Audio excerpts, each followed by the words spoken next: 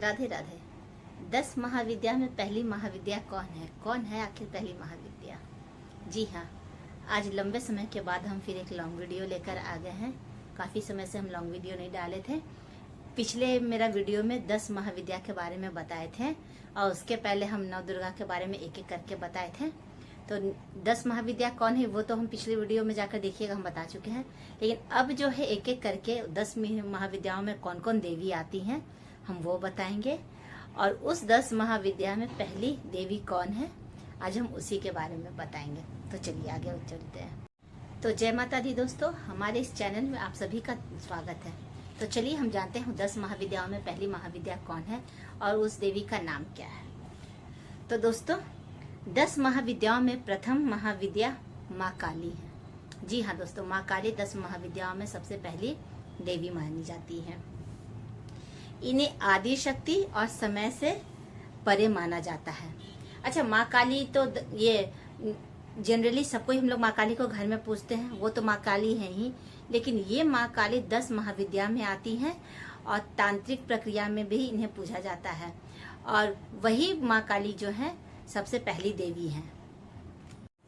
और हाँ दोस्तों, हम आपको ये बता दें कि 10 महाविद्या में जो 10 देवी जो हैं ये 10 तांत्रिक प्रक्रियाओं में पूजी जाती हैं।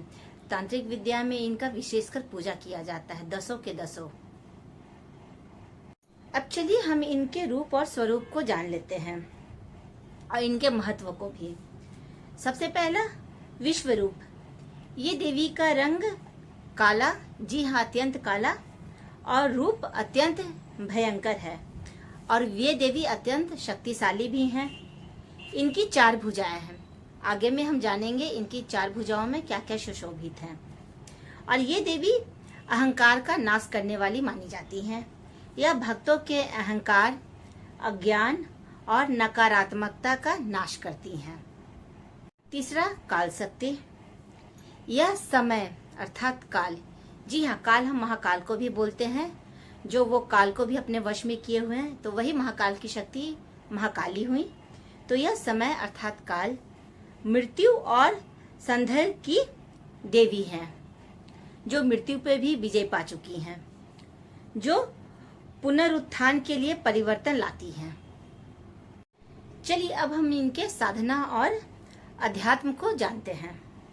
सबसे पहला चरण तांत्रिक साधना और आध्यात्मिक मार्ग में इन्हें पहली जागृत देवी माना गया है। साधक इनके माध्यम से अपने भीतर के भय और मोह पर विजय पाते हैं। जी हाँ दोस्तों, हम जानते हैं कि जो देवी काली हैं इन्हें ही हम दुर्गा सप्तशती में देखिए चंडी पाठ के भी नाम से जानते हैं। यही देवी जो है नवदुर्गा में भी विभाजित हुई हैं, लेकिन जब ये 10 महाविद्या में आती हैं तो सबसे पहली देवी ये बन जाती हैं। और इस समय वो जो है तांत्रिक प्रक्रियाओं में ज्यादा पूजी जाती है। जो भी साधक हैं इन देवी के और जो भी तांत्रिक लोग हैं, वो जो भी तंत्र साधना पर विजय प्राप्त करना चाहते हैं या साधना करना चाहते हैं, वो इस देवी की उपासना करते हैं और वो उसमें सफलता भी प्राप्त करते हैं। चलिए अब इस देवी के स्थान को जानते हैं कि इनका निवास स्थान कहाँ है।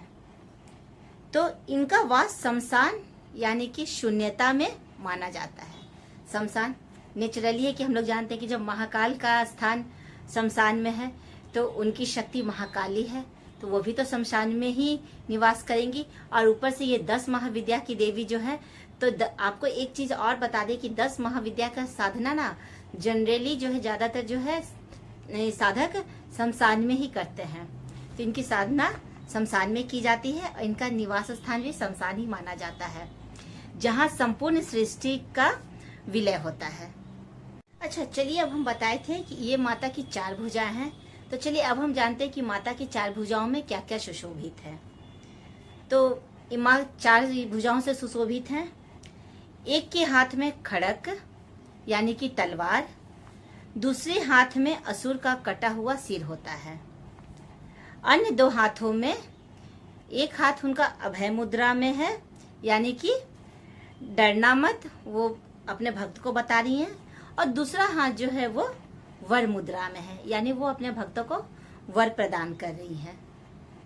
तो चलिए अंत में हम जानते हैं कि ये माता अपने भक्तों को क्या संदेश प्रदान कर रही हैं। तो माँ काली का संदेश है कि जीवन में सत्य, निर्भयता और धर्म का पालन करें। वे अपने सच्चे भक्तों की हमेशा रक्षा करती हैं और उन्हें आंतरिक शक्ति प्रदान करती हैं। वैसे माँ काली का स्वरूप तो अत्यंत भयानक माना जाता है और भयानक है भी। ऊपर से 10 महाविद्या तो अपने आप में बहुत ही एक महत्वपूर्ण है, लेकिन फिर भी माँ का यह भयानक रूप होने के बावजूद भी ये अपने भक्तों के लिए बहुत ही फलदायक, सिद्धिदायक और बहुत ही कल्याणकारी है। जो भी भक्त सच्चे मन से इनकी साधना करते हैं, माँ उनकी सारी मनोकामनाओं को पूर्ण करती है, उन्हें अन्न धन सारे सुख सुविधा से संपूर्ण रखती हैं। और हाँ, जो भी साधक या फिर तांत्रिक इन सच्चे मन से इनकी उपासना करते हैं, उनकी साधना भी सफल होती है और वो अपने तांत्रिक परिक्रियाओं में भी विजय प्राप्त करते हैं। हाँ, पर हाँ दोस्तों, जो भी तंत्र या तांत्रिक क्रियाएं की जाती हैं या फिर साधक जो भी तंत्र मंत्र क्रियाएं करते हैं, वो अपने शक्ति का उपयोग जो है ना अच्छे कामों में लगाते हैं, जग कल्याण में। माँ बोली है कि इससे तुम लोग को जो भी शक्ति प्रदान हो हमारे भक्त को या फिर साधक को, वो बुरे काम में या फिर किसी का नुकसान कराने के लिए मत लगाओ, वो अच्छे काम में जग कल्याण के लिए लगाओ। तो इसीलिए साधक जो है वो हमेशा अपने शक्ति का उपयोग अच्छे कामों में जग कल्याण के लिए लगाते हैं। तो माँ उनका हमेशा कल्याण ही करती है। तो चलिए हम सभी मिलकर माँ काली से प्रार्थना करें कि वो सबका कल्याण करे। जय माता दी। फिर मिलते हैं, दूसरी महाविद्या देवी के बारे में जानते हैं। चलिए।